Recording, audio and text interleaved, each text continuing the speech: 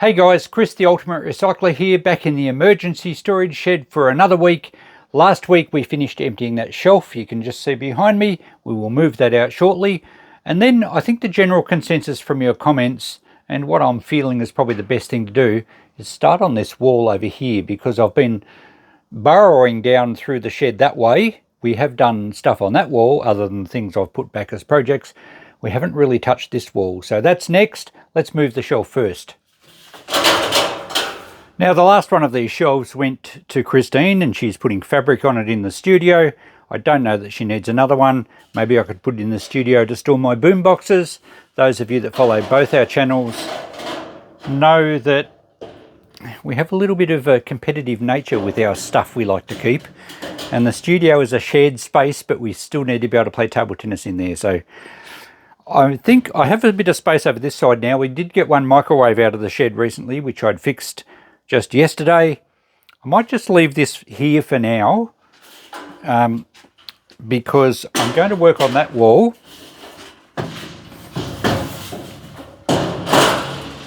And that will probably be handy to put something on to just enable me to get things sorted out.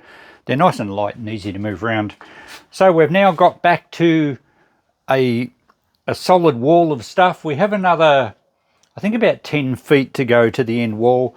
I'm not going to start diving into there. I think we're much better off working down this side. However, a good supporter of the channel, Kit, who comments quite regularly, has mentioned that he would be interested in this pith helmet. So it's pretty rough. I don't know where it came from. It looks quite old. There's nothing alive in there, so I guess I can... Which way does it go? I think that's the front. I guess I can put it on my head. Dr. Livingston, I presume. It's a bit small, although I think the leather's shrunk.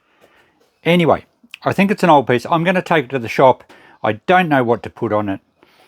Maybe just $10 for Kit if he's interested.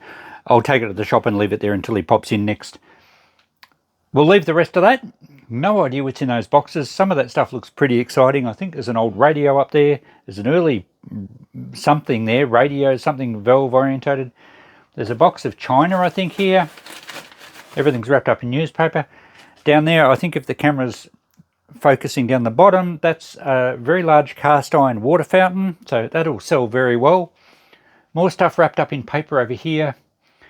We'll get to that in due course. Let's start on this shelf right up the top, and we'll work along, and then we'll probably clean that shelf off. It'll give me some good space to store things that I'm going to keep, or more boomboxes.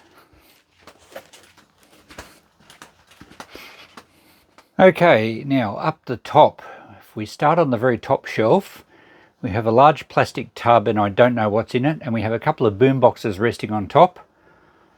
This stuff back here has been sorted. There's a bit of scrap, and that cardboard box has Victor engine parts that I may do a restoration on one day. I've got a few lawnmowers to do, and that was my trade. I'm not sure what's in that box. It's a bit hard to make out.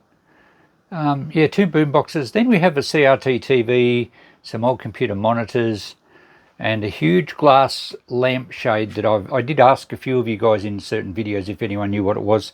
It's actually from a very early Melbourne street lamp, and I have the actual pole and everything out in the yard, and I've got that in here. Obviously I don't want it to be broken.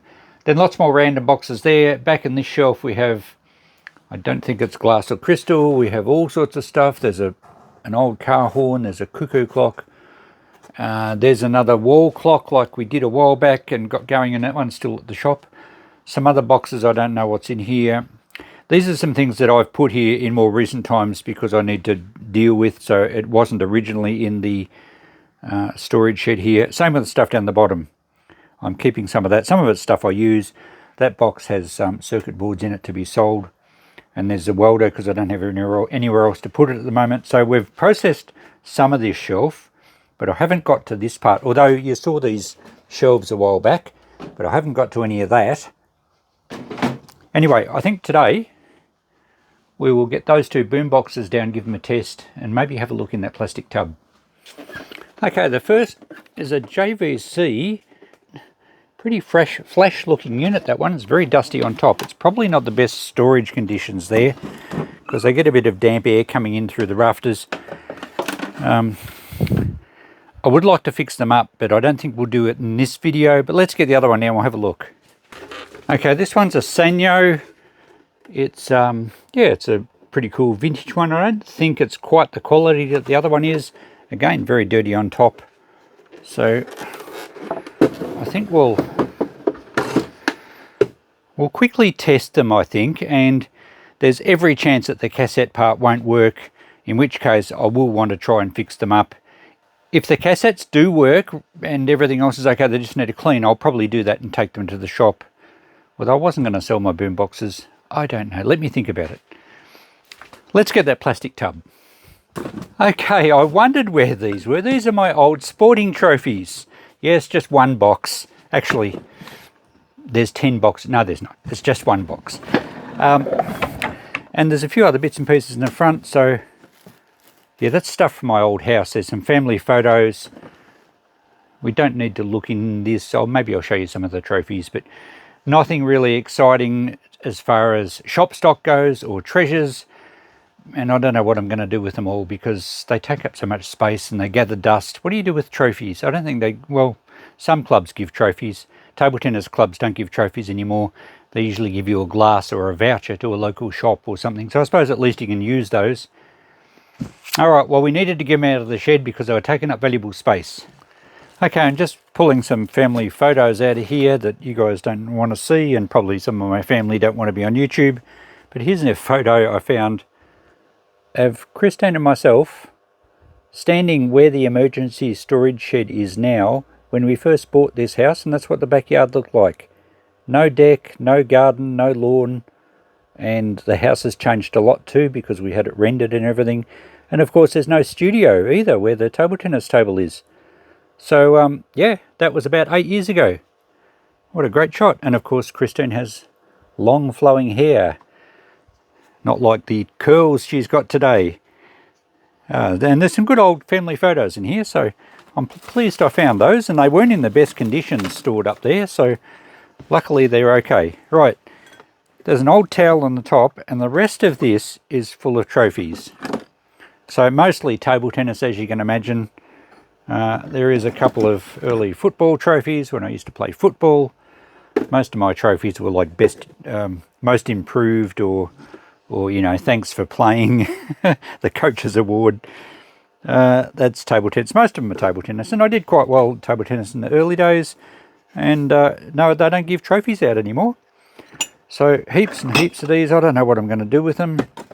Yeah, the club used to give out glasses. I might donate these back to the club because they just need a wash. There's not, you know, they've just got the Table Tennis Association on the front. They're not engraved with names or anything. So perhaps I could just donate all these glasses back to the club and they can re-gift them. I think that'd be a good idea. I don't need them. There's lots of these little aluminium medallions. Some of them are engraved. This one says A-grade runner-up 1981. And for those in Victoria, that was over in Horsham. Yeah, most of these are Horsham ones. Boy, they're very dusty. And oh, I don't know where the medallion's gone out of that one. So yeah, pretty much just run-of-the-mill trophies, medallions and glasses. This one is a tennis trophy, 1980s tennis trophy. So yeah. And when I started going to tournaments, if I happened to win the division I entered or become runner-up, they didn't give out trophies there. They just gave you, well, they started giving you cash, not that it was much cash, and I kept all the envelopes. So yeah, I've got a bit of a history of playing tournaments and winning a little bit. Usually it didn't even cover my entry fees. I hardly need to declare it to the tax office. All right, I better sort it all out. I don't know what I'm going to do with all these though. Any suggestions? Maybe I could just... To the club, I don't even know if the club wants them because they don't hand out trophies. Maybe I could just pop the little plaque off and mount all the little plaques on a board just as a bit of a record of my sporting life. I don't know if I could be bothered. But then again, no one's going to want things with my name on them, so if I pluck that off, someone might still choose to use the trophy for something. Let me know what you think. Boy, I can't believe how dusty these are. Alright, well, I'll move this out of the road for now. I'm not going to spend time doing this. I'll take the photos inside and we'll test the boomboxes. Okay, let's plug these in and see what happens. I haven't even wiped the dust off them. I'm not going to do anything. I'll just plug them in and see if they work. I did a quick Google, and the JVC is a model PC90. It was made in about 1985. And the other one, the Sanyo, was made in exactly the same era, about mid-1980s. So both from the classic boombox era, before CDs came along. So cassette radios were all the go.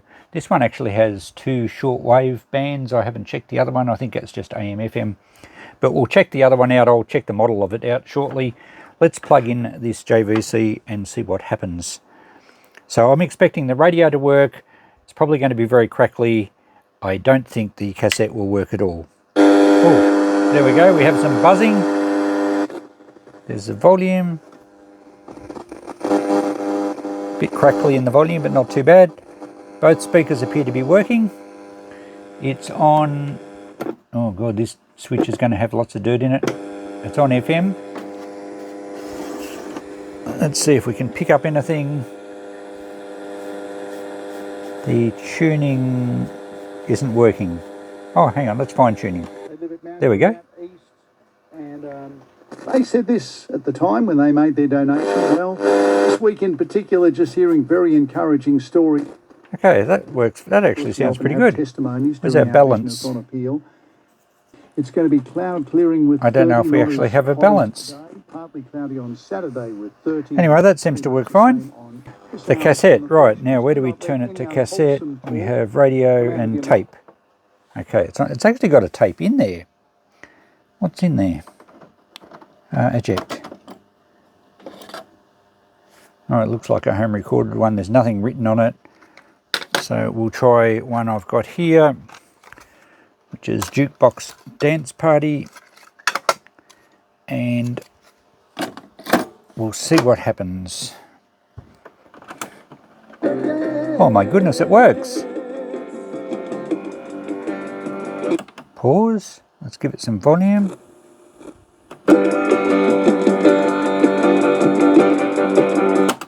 Fast forward. Fast forward doesn't work. Rewind doesn't work. But play does. Oh, now it's not playing. Oh yeah. Okay, it's obviously got a broken belt or a belt that's perished. But that sounds pretty good. So I don't think this will be a hard fix at all. I will have to pull it apart and replace at least one belt. I'll probably replace whatever needs, or whatever can be replaced. And I'll give it a very good clean up. But I've decided what I'm going to do with boomboxes. I am going to clean this one up, replace the belts, and take it to the shop and put a high price on it. So that then it remains part of my collection. It'll look great in the shop. I won't have to worry about cluttering up my shed here. It'll be like a display in the shop. And if someone comes along and wants to pay, I don't know, let's pull a figure out of the air, $150, I think that's more than what it's worth, because they're not a particularly rare one. I found a few on eBay. But if it's been cleaned up and new belts, well, someone actually might happily pay that. If that's the case, I'm prepared to let it go. Does that sound like a good theory? I like boomboxes, but I'm not about to fill up an entire room with them as a museum, because eventually I've got to get rid of them. Ultimately, we're only custodians of our stuff, aren't we? I might as well just enjoy looking at it at the shop. And if it happens to sell, I can enjoy looking at $150. Right, but it does need work. We're not going to do that in this video. Okay, next one. Okay, this one is a Sanyo, and it is a model M9711F. And apparently it was a 1985 make as well. And again, the case looks filthy but undamaged. The antenna's not broken, which is good. Has detachable speakers. So yeah, this only has AM FM. Let's plug it in. And straight away we're on radio again.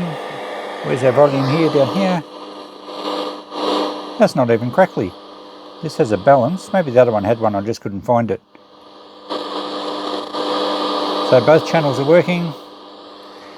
We're on FM mono. Let's see if we can get a station.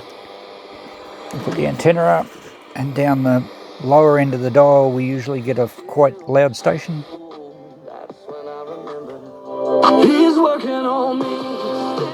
Okay, that's good. Right, let's go to cassette or tape. Eject. Oh, that is absolutely filthy in there. I'm not going to put a cassette into that, even though this one is just one from the shop I don't really care about. That is terribly dirty, and even if the thing worked, I couldn't possibly sell it without cleaning that out. I'm going to say it probably needs belts. Let's see if anything moves when we press play. I can hear the motor going, but nothing's turning there. Probably should have done this with the other one. There's really no point putting a cassette in. You can see if anything's going to happen. The spools aren't turning. Okay, same deal with this. I'm going to clean it up. I might do a little bit of... It's got silver paint that's very badly worn. I wonder if we can just fix this up a little bit better, make it a little bit more presentable. Belts, and there's no damage. And again, we'll put it in the shop at a ambitiously high price. And if I do sell it, I'll recoup some of my time with reasonable value if I price it up a bit. And in the meantime, they're not going to get any cheaper. These things will appreciate in value. So if they sit up in a high shelf in the shop and look good for a few years, maybe I'll put the price up even higher. Anyway, that's the plan with those. We won't do it in this video. I will have to start getting onto these jobs, but I'll make a note on a little sticker, or I might put it on a bit of paper and put it inside here so that when I come to do it, I'll know what needs doing, but it's pretty easy to work it out again. Back to these trophies now to just finalise what I'm going to do with them, because I need to make some decisions and reduce the space they take up. I have taken all the little plaques off them. Most of them have my name and what the event was for and the year. So A grade most improved 2006, that's Shepparton. I still play there. And all the trophies now are basically just that. They're trophies as you would have purchased them from a trophy store. I guess they still sell trophies. I'm going to take them to the shop. Might try them at $5 each. That's actually a marble base. It's quite heavy. It's interesting seeing the development over the years. The earlier ones are on real marble and they're very heavy. The later ones tend to look like marble but very light plastic. And they certainly got cheaper and cheaper as time went on. The really early ones, I don't have any here, but the really early trophies I've seen actually have metal figures. These are all plastic. But some of them use nice timber, a nice piece of... Oh, actually, I thought that was a piece of marble, but it's actually just craftwood or... yeah, it's just not even real wood. So they've certainly got cheaper over the years. But I think I'll take all those trophies to the shop and maybe just have like $5 a pick, or if they don't sell, drop them to $2 a pick. Someone might grab them even for their home family table tennis competition, just as a bit of fun. I don't know who designed that fellow, but that is not how you hold a table tennis bat. Whoever designed that certainly did not play table tennis. So there's two football ones, there's a tennis one, just about all the others are table tennis, including some of my very first trophies. These date back to the 1970s, when teaspoons were a thing. Teaspoons are actually cool. They're engraved on the back. I might hang on to those. Then there's some medallions. I don't know, I suppose I'll keep those ones. They're more recent. Some broken trophies I'll just throw out. The little aluminium discs are engraved. I might hang on to those. So at least I'm reducing the quantity by a lot. And all the glasses I will donate back to the club. This is the Shepparton Table Tennis Club where I still play. And they may well be interested in reissuing them. So I'll run them through the dishwasher and I'll give them back to the club. So there we go. I've made a decision and I've reduced the box lot of stuff by at least 90%. I won't write down anything on the list for this week because the Boomboxes obviously aren't worth anything much as they are, and the trophies, I don't know how they'll go. So it's really just a matter or an exercise this week in distributing stuff and having a plan. The previous week though, was it last week or the week before, we did put that JAP fuel tank on eBay.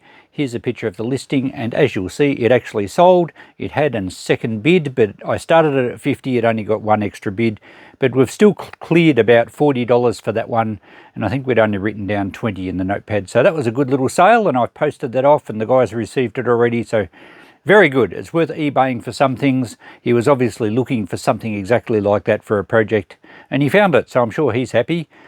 So we'll finish this one up now. Thanks for watching. Another episode coming soon, and more episodes of A Day in the Life of the Ultimate Recycler coming your way, as well as we make more space in this shed. Catch you next time. Bye for now.